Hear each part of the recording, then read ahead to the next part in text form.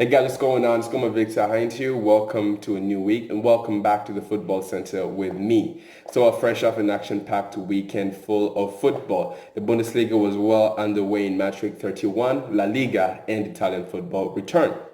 So I'm going to give you guys a quick review of what went down this past weekend, and I'll start off in the Bundesliga, where the Bundesliga is soon crowning their 2019-20 champions.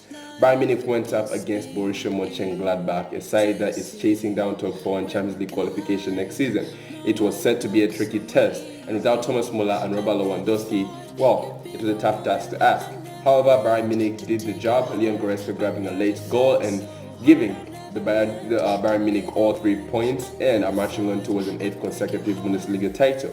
They defeated them by 2-1 and went back 7 points clear at the top of the table after Borussia Dortmund had defeated Düsseldorf Fortuna by 1-0 early on Saturday. Erling Braut Haaland returning to the side and grasping a late winner in injury time to give Borussia Dortmund all 3 points. RB Leipzig returned to winning ways, defeating Hoffenheim by 2-0 on Friday night, before Bayer Leverkusen and Schalke played out a 1-1 draw on Sunday night. So, Bayern Munich are nearly there. They are at the finish line, and all that's left is to cut the tape. It's going to be 8 consecutive Bundesliga titles for the Bavarians. That is an impressive feat. Borussia Dortmund tried, however, they have just fallen short. 3 games left, and sooner or later, we are going to see the Bayern Munich players clinching the Bundesliga title. Now off to Spain.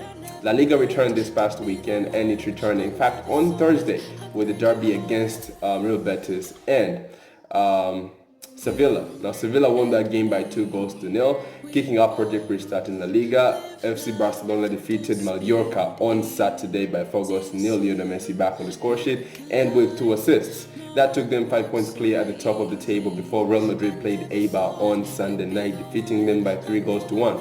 Marcelo, Cruz and Sergio Ramos on the score sheet, propelling them back to within 2 points behind FC Barcelona. Athletic Bilbao held Atletico Madrid to a 1-1 draw.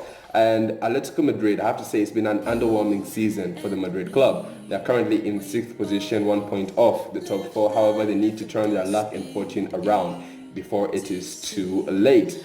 So yeah, that is what went down in La Liga this past weekend. A few other games went down. You can check out our Facebook page at The Boardroom if you want to get all the scores of what went down in La Liga this past weekend. Now off to Italy, where the Coppa d'Italia ushered back the Italian football after 3 months. Juventus went up against AC Milan, while Napoli took on Inter Milan in the second leg of the Coppa d'Italia semi-finals. The first legs had been played, with Juventus and AC Milan playing out a 1-1 draw and Napoli defeating Inter Milan by 1-0. Now on Friday night, it was Juventus against AC Milan. One team had to win it to go to the final. Well, it was a goalless draw, 0-0, and AC Milan did grab a red card. However, it seems the match sharpness hasn't kicked in just yet, and the players are still coming off lockdown mode. And Juventus players failed to win the game as they failed to get a goal. So did AC Milan. However, Ronaldo's penalty in the first leg, his equalizer against AC Milan, did just enough. They got their away goal and are through to the final, which will be played on June the 17th. Napoli played out a 1-1 draw as well with Inter Milan, with Eriksen scoring from a corner kick and Dries Mertens becoming Napoli's all-time leading goal scorer with an equalizer. Napoli defeated them. They defeated Inter Milan by 1-0 in the first leg, which meant on aggregate it was 2-1, and they'll be going up against Juventus on Wednesday in the Coppa d'Italia final. So what a showdown that we have on Wednesday. The Premier League does return on Wednesday as well, with Arsenal against Manchester City and Sheffield against Aston Villa. So we have 3 really good games coming up for us this week on Wednesday. So I'm looking forward to it.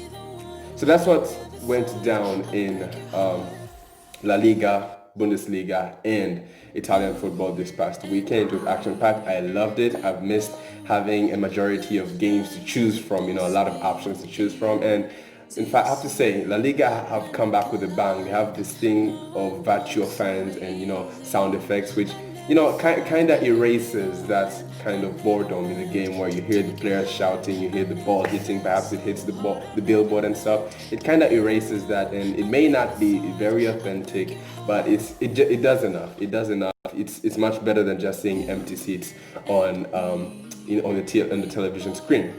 So yeah, that's what went down that's what went down this past weekend. I hope you guys enjoyed this video. If you did, leave a like because I'm gonna end it right here.